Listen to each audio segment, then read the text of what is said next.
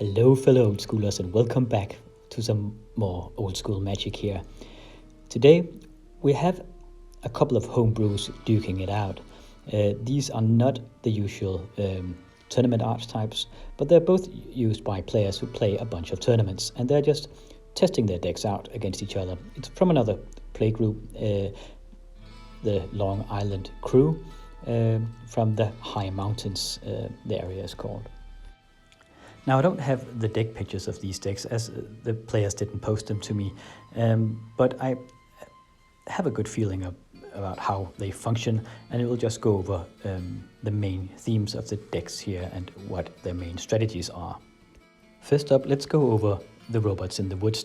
Now, I don't know what Peter, the deck brewer, calls it, but that's what I've dubbed it anyway. It's green, black, and red as its colors, and it uses a mid-range strategy with sushis, triskelions, and juggernauts for its creature base, and it uses them in combination with the abyss, this tried and true combination where you can play an abyss and it doesn't touch those robots, but it will remove an enemy creature, a non-robot creature, each turn. So it's just a very efficient form of removal and a very nifty combination here. But because of those abyss, you can't have any other creatures than robots. So mana birds and elves are out of the question. They would have provided some nice mana ramp for these mid-range creatures, but the abyss will just eat them. So it's a bit of an unbow to include them. Instead, this deck makes use of Moxen and Mana Vaults to provide some quick colorless mana to cast these robots. And these Mana Vaults especially also supports a burn package complete with fireballs that will provide some hefty X-spells here, and there's also lightning bolts in there for additional removal and aggression. So it's all in all a very aggressive deck with these big mid-range creatures and a lot of burn, and of course the Triskelions can shoot as well. To round out the deck, it also makes use of the black power, obviously, with Demonic Tutor and Mind Twist. And for green, we have the Sylvan Library and Regrowth. And there's the Wheel of Fortune. Just the stable, usual, very strong cards of the colors it plays. And it's coming up against this deck. The blue and green Tropical Twister deck. It has been featured on this channel a bunch of times before. It is a very interesting and creative deck made by one of my childhood friends who lives in another city. It is a heavily control-ish deck that uses a bunch of counter spells and power sinks and similar. To gain control of the game, it can also use Drop of Honey as like a recurring creature remover that can also remove artifact creatures, unlike the Abyss. Then it makes use of Sylvan Library in combination with Streams of Life. It has a strategy where it will win in the late game, so it wants to get out a bunch of mana using fast spawns and accumulate control over the board, cast some Streams of Life to survive and to gain even more life. It can be used to pay for additional card draws with the Sylvan Library. At some point, it will either cast a Time Twister as a combo piece, draw into an Amnesia, and empty the other guy's hand straight after the Time Twister. It has enough mana to pull something like that off. It can also just cast an Amnesia straight out. I think it plays with 3 of them. Once the other guy's hand is empty, it will usually play like a Mahamoti Jin and finish the game with that, protecting him with the counter magic. And if nothing else works, it can also use factories for that. For the factories, it also makes use of a couple of Candelabra of Taunos. Yes, I know, the Spice Train has no brakes here. And to use a couple of these Candelabras be used to tap and untap these factories to boost them, so they will become huge. And the deck, I think it also plays with a full playset of Maces of Ith, and those will be rather great as well with Candelabra of Taunos. So what we're seeing here in this particular matchup is this very control-ish deck that wants to get into the deep game and just strangle the other guy out, coming up against a very aggressive mid-range burn deck that just wants to finish the game as fast as possible. Very, very different strategies here. Let's see how it plays out. And it's a best of 3, and we do use sideboards here, as both players, they have these very personal home brews, but they are tournament decks, and they want to tweak them for upcoming tournaments. In this training match, here's the hand of Robots in the Woods. We have a Badlands and a Forest, both the black and the red mugs, and a Chaos Orb, a Juggernaut, and a Sylvan Library. So mana-fixed and very, very strong hand here. I don't think... No, the Tropical Twister is not showing his hand. So, who's on the play? Let's see.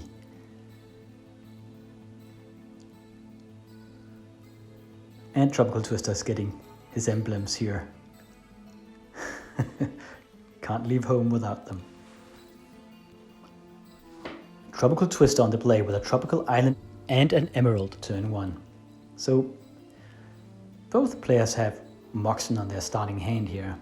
Though it does seem like the Robots in the Woods has a slight edge in this department. Oh, he should play his Mox Ruby here. If he plays anything, that can be power synced. Oh, very risky. He should have played the Ruby here. That could be a power sync for 1. Okay, but a Sylvan Library, and now I can... Oh, look at that hand. Lightning Bolt, and a Sol Ring, and a Mox Sapphire. Keeping the Sol Ring, just really getting mana fixed here early on. And the Chaos Orb coming out.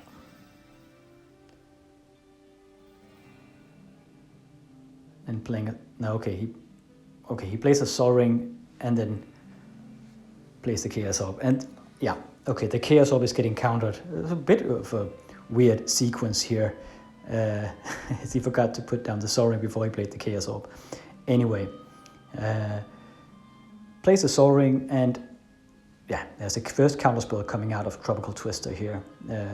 As said, he is loaded with counterspells. Tropical Twister's game plan here will be to get ahead in card draws, be ahead in cards, and have so many counterspells that he can just counter the other one out until he runs out of steam, and then slowly get out a big fat beater and protect it. And here's his play. Ancestral Recall coming out here, putting the Tropical Twister ahead in cards this early. And there's a second Tropical Island. So there's a double blue mana for counter magic here. Now, Robots in the Woods is looking through that Sylvan Library. We have a Sapphire and a Lightning Bolt. Yeah, okay, so he sacrifices a bunch of life here to keep some cards in hand. I think this is the correct play. He knows he's up against a control player, so he needs to catch up to the card advantage of Tropical Twister here. And it doesn't matter as much that he costs him a bunch of life. Playing a Juggernaut. No counterspell. Okay, this is huge.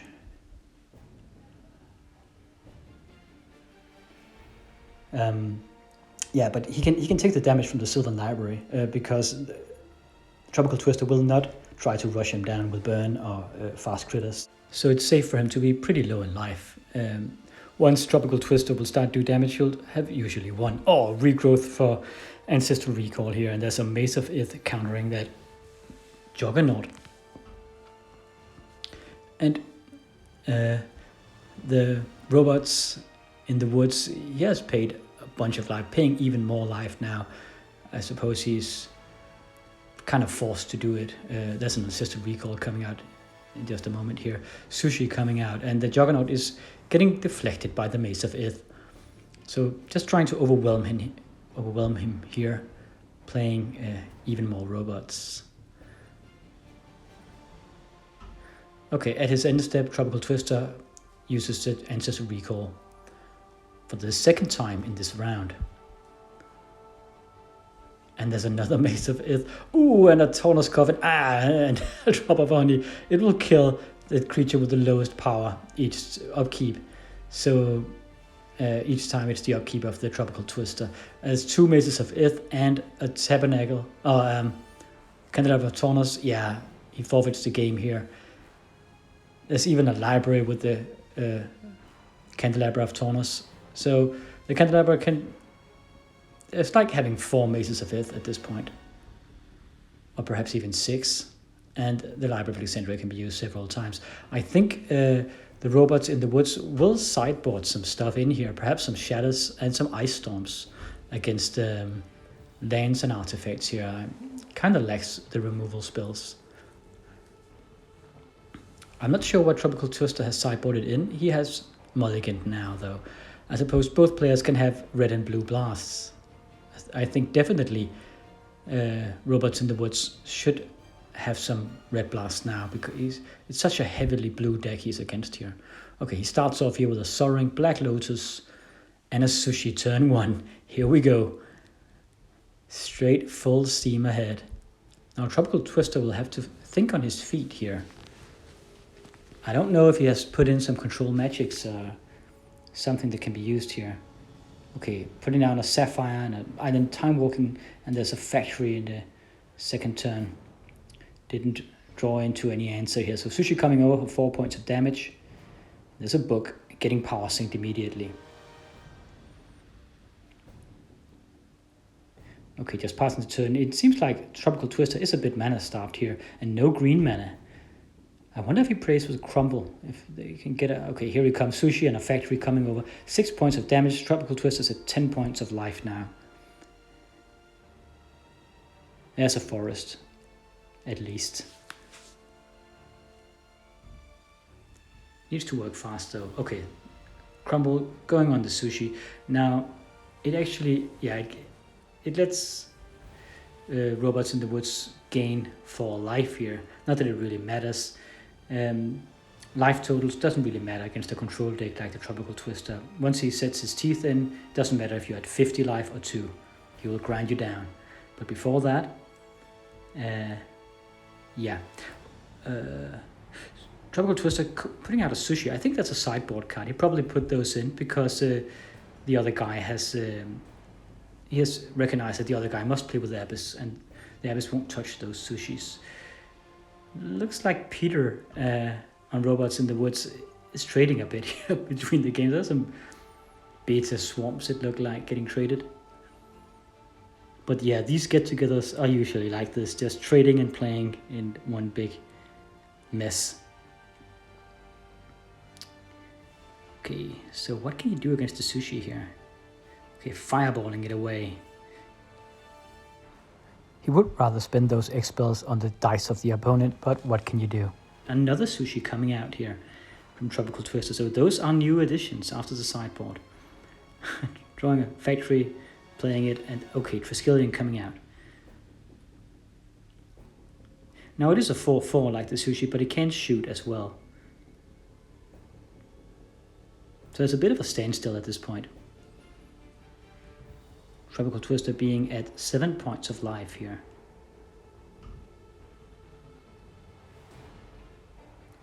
Playing a Sylvan Library. That's a pretty good thing to have at this moment, this point in time. Strip mine, Probably strip mine the Factory, right? Or perhaps, no, the Island. Okay, cracking him out of double blue, so he can't counter here. He does have a Sapphire though, so he can counter in after the untap phase. Then he attacks with everything. Sushi blocks one, Sushi blocks a Triskelion, makes sense, it's a good trade for Tropical Twister. And then he gets in with 2, he gets in with 2, then lightning bolting the Tropical Twist, and then shooting him with the Triskelion. And that is 8 points of damage. So it's 1-1. Final round here between these two gentlemen.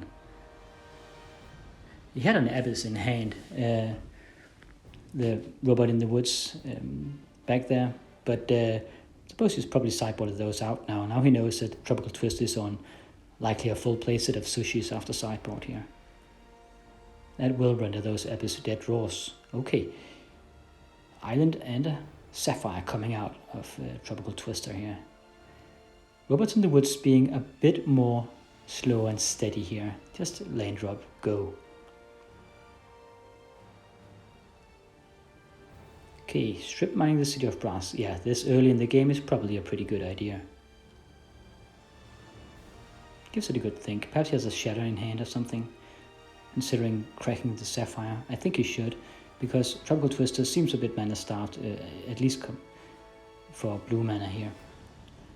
Okay, cracking him out of that actually holds him back a bunch because he needs 4 mana to get out those sushis. There's 2 or 3 sushis in hand. And he can't play them because he lacks the 4th mana source. There's even an abyss there. So he hasn't sideboarded those out. Now he discards it though. It's not worth much. Oh man, no lands at all. Lightning bolting instead of discarding here. Lightning bolting the face of Tropical Twister. There's a factory coming out from Tropical Twister. And he has a mace in hand as well. Now a fireball for 2 to the face of Tropical Twister. Yeah, I mean, it beats discarding them, I suppose. Man, cracking that single City of Brass has really been game-breaking here.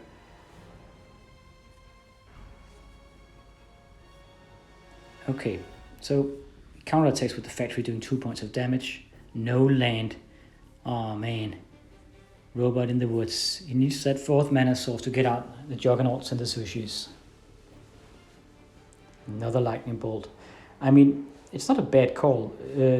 Tropical Twister doesn't have a lot of creatures anyway. So why not bolt him? Oh, Amnesia on his hand. Oh my god. It's brutal. We know there aren't any lands there. Another lightning bolt though as a fast effect. 3 Sushis, an Ice Storm, a Crumble, and a Sylvan Library. Back-breaking play here. Now this is how... And there's a 4th mana source. Oh, Robot in the Woods must be kicking his luck. Oh, Mahamouti Djinn coming straight out. This is the game plan of Tropical Twister. The spicy game plan. Coming over with the legendary Mahamouti Djinn and a factory. Library coming out. This will go fast. Yeah, just looking through the last 3 cards, forfeiting the game. There's even a counterspell and a Chaos Orb. Plenty of protection for the Djinn. So really, Tropical Twister making everything click in one round here. Robots in the Woods being mana-starved a bit too much here, and then Tropical Twister had time to sink his teeth in and just amnesia the other guy's hand away, playing the Djinn, and then just finishing the game with a Mahamouti Djinn. Excellent stuff. So yeah, Tropical Twister took it 2-1. Thank you for watching, and I will catch you in the next one.